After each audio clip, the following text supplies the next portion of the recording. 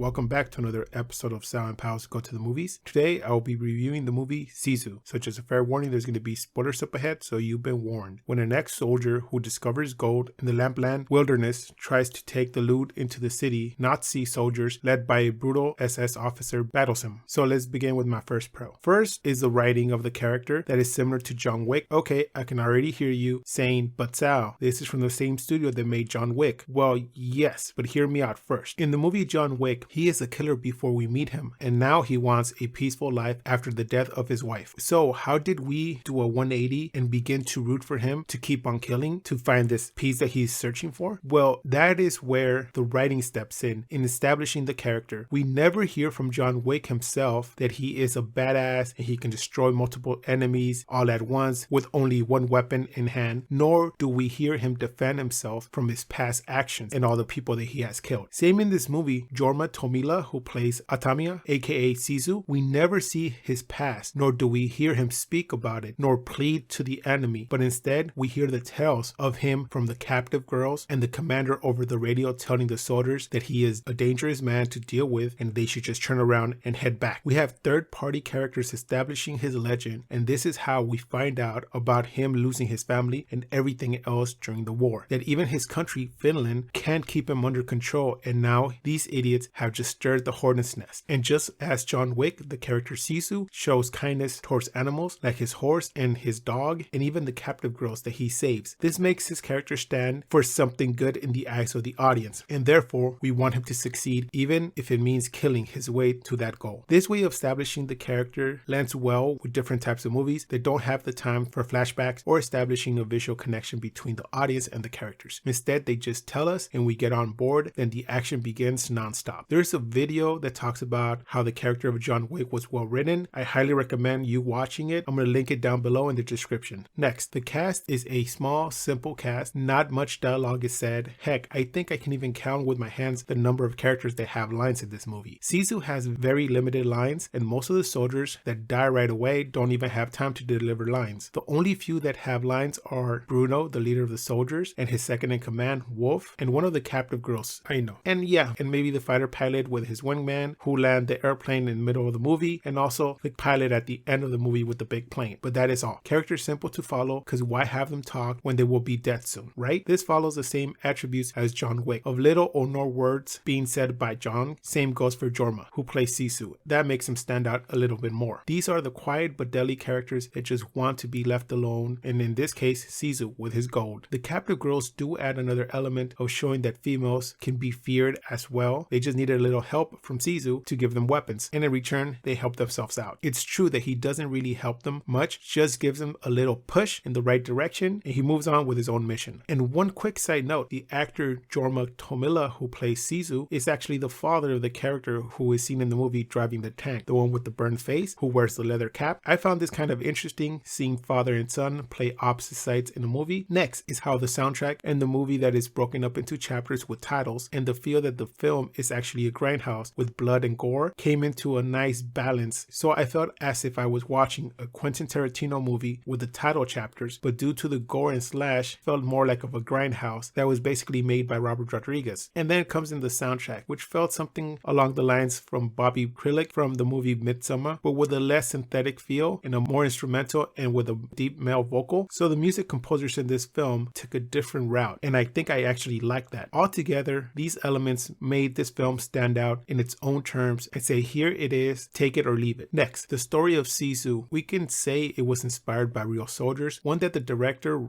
/ writer has pointed out as an inspiration for the character Sisu is Simo Haiha, aka the White Death, a Finnish sniper that fought against the Soviets. He ranked up a lot of kills that it had put him up there with the greatest snipers in history. This made him a wanted man from the Soviets' point of view, that they even put a bounty on his head and called him the White Death because he was fighting in the snow. He was a really good shooter, but what made him even more amazing was that he used a rifle with no scope because he felt that the scope would give his position away. Also, he had a few techniques to keep him well hidden in the snow, and he traveled really fast through the snow since the mountains and the snow was sort of his backyard. Next soldier that has some similarities to Sisu is Larry Thorne, or the soldier of the three armies. He served in the Finland, German, and the US Army. Not at the same time, he went from one to another after each one turned against him and he had to flee for his life. He also had many kills under his belt and was known as a great fighter that got the job done. Eventually, he ended up in the US Army where he fought and taught other soldiers certain skills. And now, onto my cons. The plot armor is heavy in this film that it feels like if it was the Fast and the Furious franchise made a war movie. There are so many parts where we see the character Sisu get hurt and see him bleeding. He just wraps a bandage around the wound or maybe puts on some dirt and it's on to the next scene where he is wrestling with another soldier even if his leg had a wide open cut in the previous scene. One scene that pops into mind is when they hang him and leave him to die. He somehow is able to get his leg that has a previous cut over a piece of rebar and use it as leverage to put his weight on the wound instead of putting it on his neck so he won't die. Later, we see an enemy pilot land next to where he is and somehow he takes him down. And in the next scene, we see him opening his wounds and taking pieces of metal out of his wounds while the enemy pilot is tied up and is looking at him surprised and is horrified from what he's seeing. So this paints him as a soldier that doesn't know when to quit, which is fine and all, but please keep it a little bit realistic. Also, the time he was underwater and he kept on replenishing his breath by breathing in the air of the Nazi soldiers whose throat he had cut underwater. If you want me to be on board with this, why not, instead of him cutting their throats and breathing in their air bubbles, use a helmet to collect the air bubbles and then look up and breathe the air out of the helmet, and that is how he replenishes his breath underwater. That scene, to me, it seemed like he was drinking their blood underwater or something. I couldn't really understand because since the air bubbles are so small, it was hard for me to understand what the concept was around here, but that is nothing compared to how far his dog traveled in the movie. We saw his dog stay where the first pilot had landed his plane, and Sisu flew that plane and crashed it in front of the Panzer, the Nazi tank, and from there he traveled on a motorbike to a bigger plane where he got on, flew for quite some distance, then crashed it. But then we see Sisu get into a finished town with his dog and the gold. Like, okay, did I miss something here? Did this dog teleport or something? I just couldn't get over the dog. Okay, I can give you that he's unstoppable and he's a badass soldier, but the dog, really? That part was a little too far-fetched for me, even for this movie. So the grade for this movie is going to be a 7.5 out of 10. If you like John Wick, you like people who have dogs as companions, you hate Nazis, or you just like bloody action that seems like it's Quentin Tarantino remaking Kill Bill, but with extra blood and gore, then I can safely say that this is a movie you want to watch. Also, I enjoyed the music and how the movie was broken down into chapters. It made it feel like a super fun film to watch. Just ignore all the times Sisu shows us his wounds and how bad he's bleeding and just keeps on going. And also ignore how the dog goes from point A to point B to point C faster than planes. So that does it for this review of Sisu. Please join us next time where we're going to review Blackberry. What do you call it?